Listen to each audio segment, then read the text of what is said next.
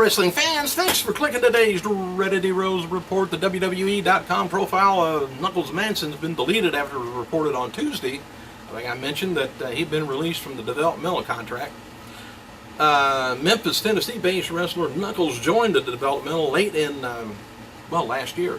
And his appearance was solely limited to non-televised events, and he'd never appeared on WWE NXT, so we don't even know what he looked like unless you've seen the local independent shows he wrestles. But anyway, he donned clown gear until recently.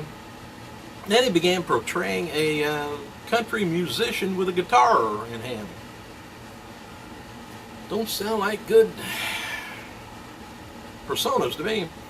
Former WWE wrestler Chris Master, he's going to be appearing at the Wrestling Guys store, Huntington Park, California on Sunday, January 12th from 2 to 4 p.m. if you're around that way to get information from there.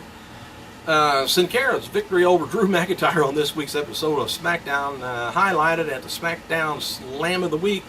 This is kind of funny. Oh, Sin Cara definitely is improved. He's said it's like we got a new Sin Cara, JBL said. He remarked on commentary. Sin Cara's been on a roll. Alright, it's reported that Canadian-based independent wrestler, the Zombie Hunter,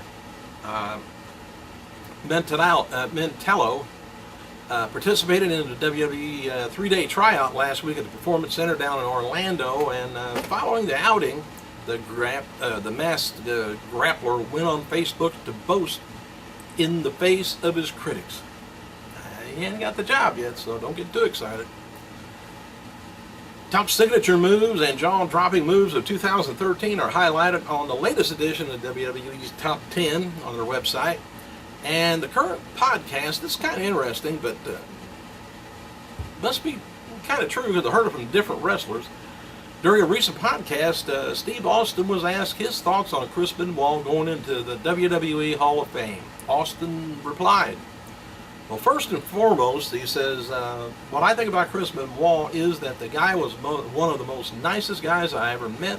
He was the most talented guy, hard-working cats I've ever seen in the squared circle. Anybody who knew Chris would tell you those exact two things. That guy loved the damn wrestling business, and he was born to be a wrestler, and absolutely it was phenomenal. Drawing a lot of influence from the Dynamite Kid, he blazed his path as the Pegasus Kid, and his legacy as the crippler, Chris Benoit, was just a hellacious career. One night, Chris ended up killing his wife and kid. He said, that is an act so terrible and horrible, I can't even begin to guess, what happened in that house. That's always overshadowed any accomplishment that Chris had in the ring. He'll never be in the WWE Hall of Fame, or maybe any Hall of Fame, and it would just never happen. His career will speak for itself, but his record as a human being, first and foremost, and those actions will never be forgotten. That's my feelings on that. We don't even need to talk about the Hall of Fame. Speaking for myself, Chris, as a person that I knew, loved him. Said Chris was a wrestler, loved him. Chris was a person who did what he did, unforgivable, bottom line. WWE.com's latest poll asking fans who would win a match between CM Punk and Shawn Michaels. With about 13,000 votes cast, Punk is leading by 64%.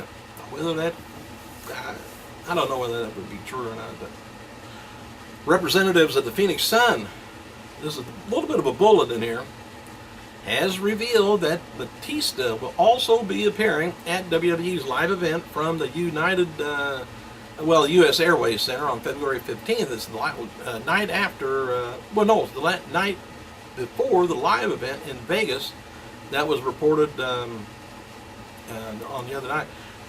They're pretty much, he's pretty much got a contract signed, but I think he's going to be maybe supposedly a surprise appearance at the Royal Rumble. Somebody got it out of hand and let the dog out, I think yesterday, that he was announced for being there. So a lot of people think it was a misunderstanding. Somebody's confused, but I don't think so. But Batista is now 44 years old, has been contemplating a return to WWE since last spring in discussions with Triple H. However, his acting schedule prevented him from making a commitment until recently. So his acting has got him not getting any more jobs right now. One source speculated that Batista will appear for WWE until he's called to promote The Guardians, which is scheduled to be released in theaters August 1st next year. All right, Thursday's final resolution, Impact Wrestling scored about a 1.06, down last week from 1.11 rating.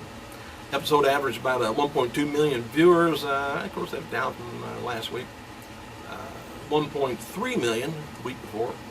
On cable TV for Thursday night, Impact ranked around 42 in overall viewership. Not sure how many shows they have altogether anyway. I don't know if it's in the middle, upper tier. Just a little flashback here. In 1979, in 1975. How many years ago? 75, 85, 95, 50, 40, some odd years ago, 50, 40. The WWF ran a matinee show at the Boston Gardens in Massachusetts, and here's some of the results. Tony Garea pinned Joe Nova. All right, WWF World Heavyweight Champion Bruno Sammartino defeated Lou Albano in a steel cage. Pedro Morales fought Killer Kowalski for about a 20-minute draw. Bobby Duncan, Jimmy Valiant, Johnny Valiant fought Gorilla Monsoon, Chief Jay Strongbow, and Larry Zbyszko to a draw in a 2 out of 3 falls match. Monsoon made Johnny submit to a bear hug in the first fall. Valiant pinned Monsoon after Johnny hit Monsoon with the top rope double axe handle while Jimmy was in a bear hug. And the third fall was double disqualification as the referee lost control of the combatants. That's the good old days. Thanks for clicking, you guys. We got to make up some more good old days. Let's start 2014. I gotta go.